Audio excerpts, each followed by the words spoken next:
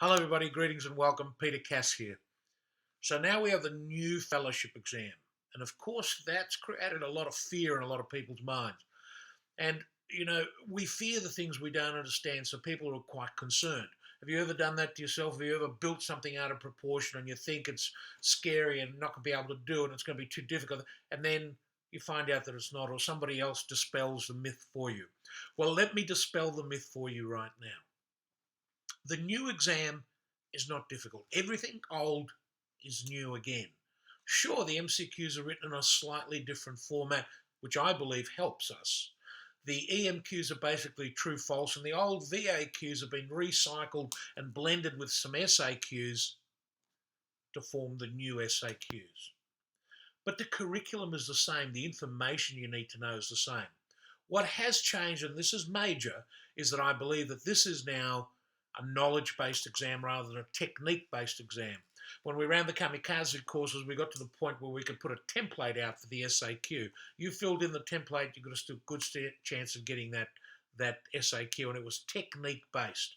But now there's a lot of knowledge involved. You really need to get that knowledge out. So what are the 5 things you need to do to pass this exam?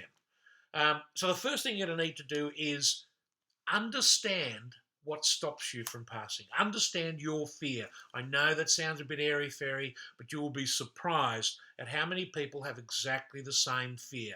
And most people's fear is, what will people think of me if I don't get this exam?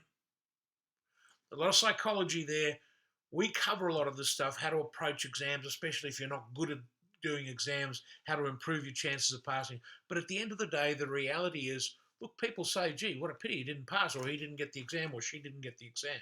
But within a week, they're back to their own worries and troubles again. And nobody thinks about it for longer than that, so you can get on with it. Number 2, have a structure. The single most important thing that everybody that does the fellowship course loves is that it has a structure. It's got 26 weeks of structured teaching. So every week you get spoon-fed videos, summaries, you get to-do exercises, MCQs and EMQs and SAQs. We're now at 1,500 questions in the bank and going towards 2,000 before the end of the year. So there's a lot of that stuff there for you to do. And each week it's assembled for you. It's assembled in a format that will allow you to do it, sit it, and learn stuff from it. And we'll throw in things like x-rays or doing lab results or blood gases. So it's all assembled in one place and it's spoon-fed. The other thing that I want people to do is to actively test their knowledge. That's number 3 that we push. Actively testing your knowledge is incredibly important. The pattern that most people undertake is they study stuff they already know. They study stuff they already know because they like that stuff. Why do they like it? Because they know it. It makes them feel good to know that they know it. The problem with that is, though, you need to also know the stuff you don't know. So we go through my 15 to 2 method, we call it. And everybody that has tried this method has loved it. What you know is yours. What you don't know, you better learn. And this method will help you get that information. And it's a method that we've used to help hundreds of people get this exam. It is very important, and just as important in the new exam as it was in the old one, for knowledge building. Everybody that's tried it has had an aha moment as to how good this is. So I'll take you to the 15 to 2 technique. Number 4, the 4th most important thing that you can do to get this exam is simple. It's write questions. People go, why should I write questions? There's banks of them. Well, there's banks of old questions out there, and they're not going to help you in the new exam. They do help you with some knowledge basics, but not help you in the new exam. What writing questions does is it gets you into the head of the examiner. It gets you thinking the way the examiner thinks. So you set the stem, and you've got to know how to write these questions correctly. So you can go to the ACM website, and it tells you how we, in the subcommittees that write these questions, what we have to do. So you need to know how to write the question, and then you need to write them in a specific way. So the MCQs now have a clinical stem. And each of the 4 distractors are going to be related. Okay, no more are you going to get the accept and the all except one, or all are true, or except one, or you're not going to get, a percentages 0.04%, 0.4%, 4%, and 40%. That's going to disappear. There are clinically based distractors on a clinical stem. And the clinical stem might give you vitals, and it might give you blood gases, and it might give you all sorts of things. So it's very, very important. And you will, by writing these questions, understand where your examiners get the information to write them. And I'll give you one thing now. If you don't know the tables in your book, you don't know the exam. Because most of the examiners, I will guarantee you, are taking a lot of their questions from tables because it makes sense. What you want to do is make it as easy as possible to write the exam. And a table set out perfectly for you is the best place to seek information from. So if you're not reading the tables, you're not preparing properly. But you've got to write MCQs, you've got to write SAQs, and you've got to write EMQs. And as part of what we do in the fellowship course, we get you to actively write questions, and we comment on them and correct them and improve them. And then we circle them through everybody else. And it's important that everybody has a crack. The fifth thing you have to do to get this exam is you've got to get a coach.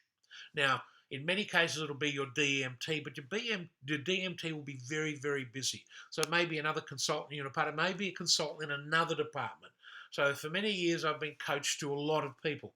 And one of the reasons we set up the Kamikaze course originally was that in Sydney, was that people didn't have coaches and needed a course to come to. And now the fellowship course has been set up for exactly the same reason. Because what it does is it gives you weekly teaching. It provides a community within the website for you to share answers with and ideas and talk about complaints. We provide a Twitter feed, and you can join the Twitter feed at any time and gain access to free MCQs that we put up and everything else. And it's really at Fellowship Exam. That's the Twitter feed. And you can join us and comment and ask questions, and we will contribute back. But within the website, we have an active community. And the community solves questions, and that's what you need, with a coach overseeing it. Plus, you get 2 lots of 2 days of face-to-face, where I and the team absolutely coach you right there. I would be honoured if I could be your coach, but you don't have to have me. You need to get one, though, in order to get this exam. So that's really the 5 things you have to do. If you want to have a look at the course, please do. And do all these things with us. Do weekly reviews and videos and summaries and questions and communications and asking your deepest fears and being worried about how to answer a particular question. Recently we had the question, somebody was worried about the massive transfusion protocol. What does 1-to-1-to-1 really mean? So all of these things come up in the community, come up with a simple email to me. All of this stuff is important, and I'd be honoured to be your coach. The last thing to say is the fellowship course isn't easy, okay? You will be prodded, you will be pushed, you will be extended, you will be prepared. I've had the privilege of helping hundreds and hundreds of people pass the exam. It would be an honour to help you guys pass the exam. But whatever you do, I wish you all the best. I could say good luck, but I know that luck ain't got nothing to do with it. It's about being prepared and being prepared in just the right way. I hope that you'll join us for the fellowship exam. It starts on the 31st of August as the first week of fellowship teaching. I hope to see you there and as part of our community. Peter Cass, all the best.